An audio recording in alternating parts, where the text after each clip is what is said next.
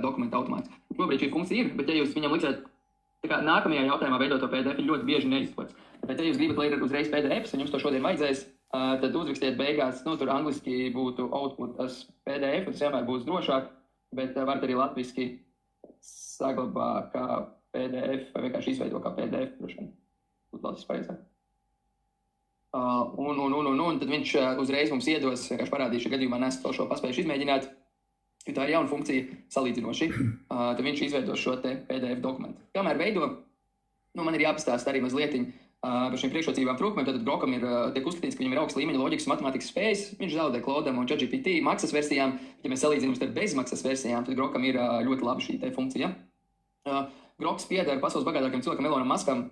Tas mums jāņem vērā arī pēc trūkumiem, bet ja mēs skatām, tad Elonam Muskam pieder arī Twitteris, jeb šī X platforma, un tāpēc Grokam ir tiešā pieeja. Ja mums kādreiz specifisks uzdevums, kur mums ļoti vajadzētu tieši Twitter izmantot, ja X, piemēram, noskaidrot cilvēku viedokli par kādu jautājumu, šeit cilvēki dalās visvairāk savā sajūtās, un tādā ziņā mēs noteikti Groku izmantojam. Viņš ir ātrs, vienkārši lietojams, kā tikko redzējāt, un tas foršākais, man liekas, tas lielākais, viens no lielākajiem plusiem ir, ka Groks cenšas atbildēt detalizēti. Viņš tā ir veidots. Jo jūs saprotat, ja mēs uzdodam sliktu vispārīgu jautājumu mākslīgiem intelektam, mēs arī saņemsim sliktu vispārīgu atbildi. Ja ChatGPT pajautāsim arī par plekstiem kaut ko ļoti vispārīgu, viņš nekad neiedos labu atbildi, viņš kaut ko vispārīgi atbildēs. Groks ir veidots tā, ka viņš arī uz vispārīgiem, uz sliktiem jautājumiem, jo atgādinu, mākslīgais, es atgādinu, jums jau saku pirmo reizi, mākslīgais intelekts dod tik labas atbildes, cik labi jūs mākat pajautāt. Tas nenozīmē, ka mākslīgais intelekts ir stulbs, visticamāk mēs neesam spējuši konkrēti noformulēt jautājumu un pateikt konkrēti, ko mēs gribam, jo mākslīgais intelekts neviens vēl nespēja lasīt mūsu domas, bet Groks cenšas.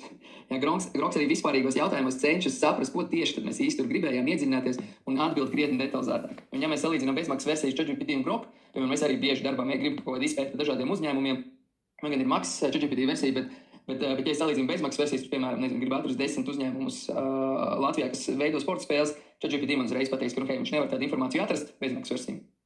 Bet Groks, es tur atceros viņam jautājumu, viņš man iedeva 3 uzņēmumus, kur viņš skaidri zina, ka viņi rīko ar piemēriem, jo rekur bija mājaslapā, rekur bija sociālajos tīklos, viņi ielikuši bildi rakstu, un viņš man ieliek vēl tur dažus uzņēmumus, kuriem viņam šķiet, ka tur varētu būt šīs sporta spēles, jo viņš man tiešām cenšas palīdzēt, un tā ir Groka galvenā priekšrocība. Bet trūkumiem, tas nav tikai mans viedoklis, tas ir apskatnieku, un arī patiesībā pats Groks saka, ka viņam ir, viņš neorientējas tik plašos, ļoti specifiskos jautājumos, kā piemēram tas pats ChatGPT vai Gemini. Ja jūs viņam prasīsiet kaut ko tādu, ko zinu pasaulē, ka ļoti daži cilvēki Groks visticamāk nevarēs atbildēt.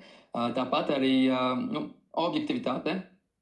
Kaut kādos jautājumos, tas nav mans viedoklis, jo es neesmu tik labi izpētījis, bet daudz apskatnieki saka, ir zemāka. Viņam ir salīdzinoši dārga pro versija. Ja citur pārsvarā pro versijas maksā $20, tad viņam bija nemaldos, tur bija nomainīti nesen 38 kaut kas tāds. Bet tas ir tāds koks ar diviem galiem. Viņam ir salīdzinoši dārga pro versija, bet viņam ir ļoti jaudīga bezmaksas versija. Un tad, ja mēs salīdzinām, cik labas ir bezmaksas versijas, tad Groks visam noteikti nav dārgs. Un pastāv bažas par datu privātumu un ētiskiem jautājumiem, varbūt tieši šī te īpašnieka dēļ, viņa biznesa pieejas dēļ, un tur nevar noliekt, ir jūtama kaut kāda arī politiskā klātbūtne. Tur nezinu, kā izteikties precīzāk, tā tu es pārdodas pāri.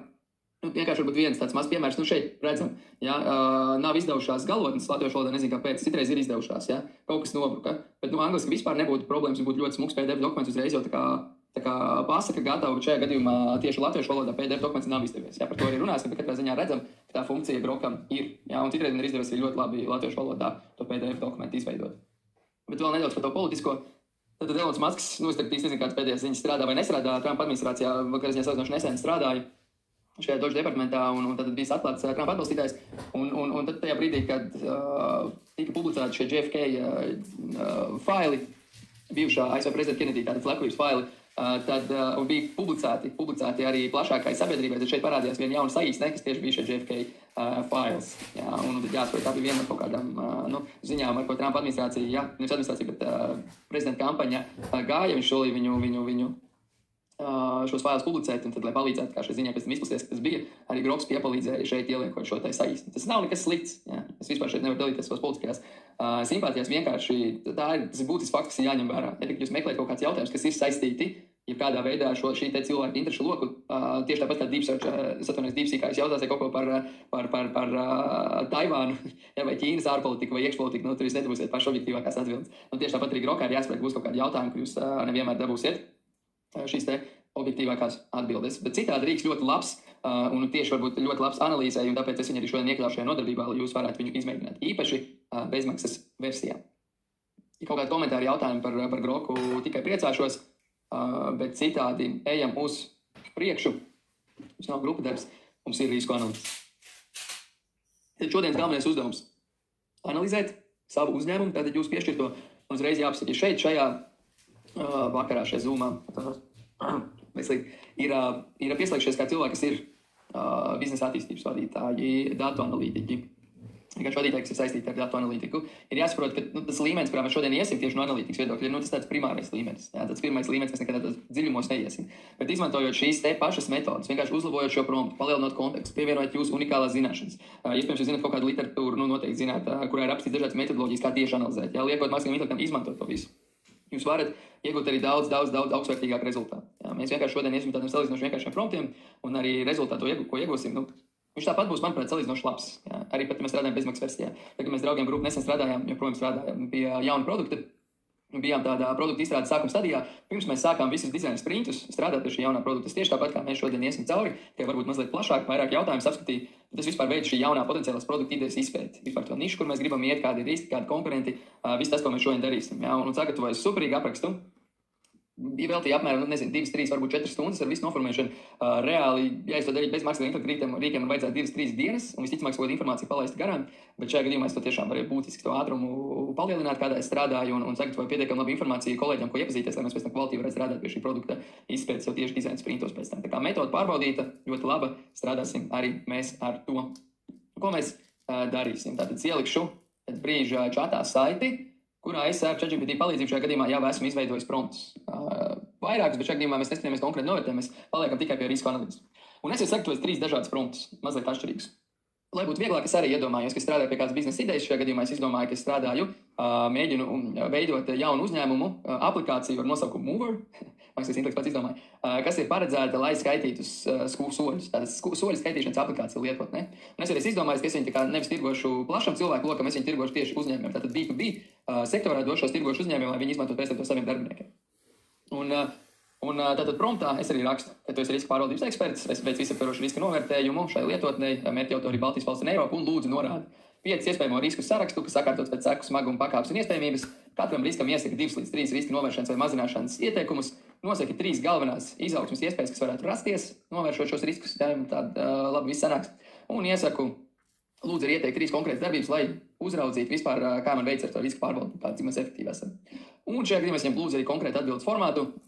Tātad formatēju savu atbildi, izmantojot skaidrus virsrakstus un, angliski būtu bullet points, bet aizīmju punktus, lai to būtu viegli lasīt. Tātad es vienkārši vispārīgi prasu, kādi vispār pastāv riski, ja, lai man viņš var izskaidrot, kuru no kā uzmanīties un kurā virzienā skatīties. Ir otrs prompts.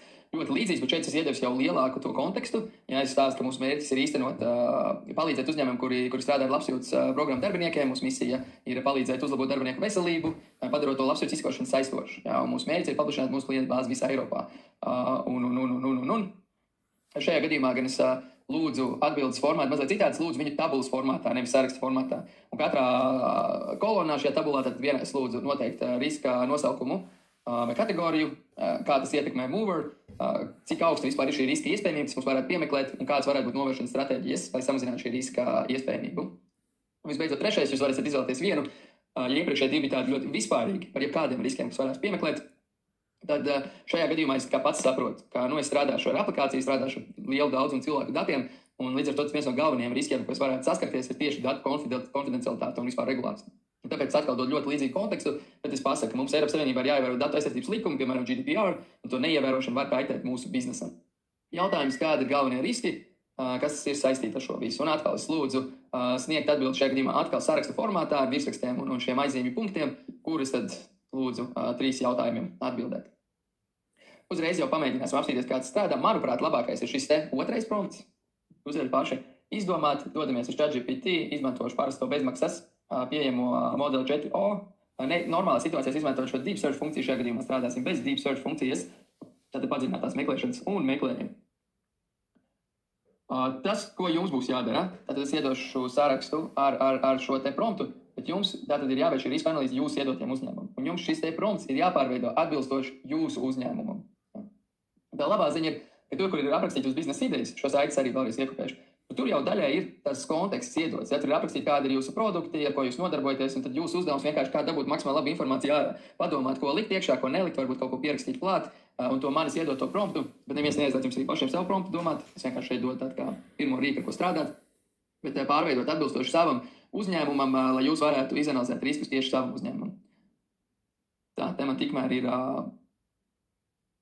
baigi ilgi analizēt, es kā būtu uzlicis kaut kādu papildus funkciju, bet redzam, ja tabula ir uztaisīta, varam arī paplašināt, ja, nezinu, kāpēc viņš man vēl vienu tukšu kolonu uztaisīs, ko nevajadzēja, to es tur varētu tagad, es gribētu viņu mocīt, paprasīt, lai viņš izdzēš, ja, bet citādi to visu vajadzīgo informāciju viņš man ir iedevis. Un jūsu uzdevums tālāk, ja, tad, kad jūs šo informāciju stieguši, jums viņa ir nepieciešams uztaisīt kā PDF dokumentu, jo mums viņa vajadzēs pēc tam nākamajam uzdevumam. Un ChatGPT arī bezmaksas versijā teorētiski šī funkcija ir, jūs varētu uzrakstīt, izveidot kā PDF, bet 90% gadījumu, ja tīpaši mēs strādājam latviešu valodā, viņam vai neizdodas to PDF izveidot, vai arī viņš izveido PDF, kur tā informācija vispār nav uztverama, ja, pilnīgi atžgājumu sataisīs, tā kā viņam tā PDF funkcija atšķirībā no Perplexity vēl ļoti, ļoti klibo.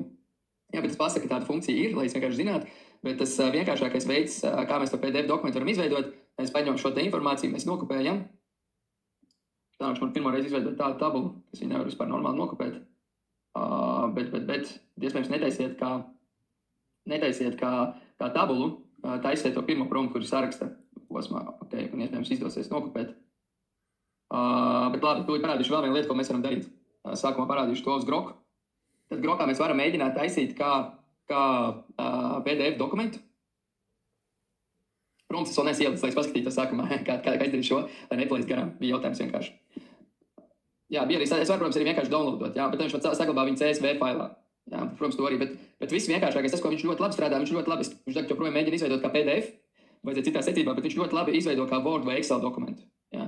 Un jūs tieši tāpat, kā es tikko uzstīju kā PDF, jūs varat teikt izveido kā Word vai izveido kā Excel. Jā, un tagad mēs viņu izveidojam kā Excel dokumentu. Vai kā Word dokumentu mums ir ļoti viegli pēc tam saglabāt kā PDF.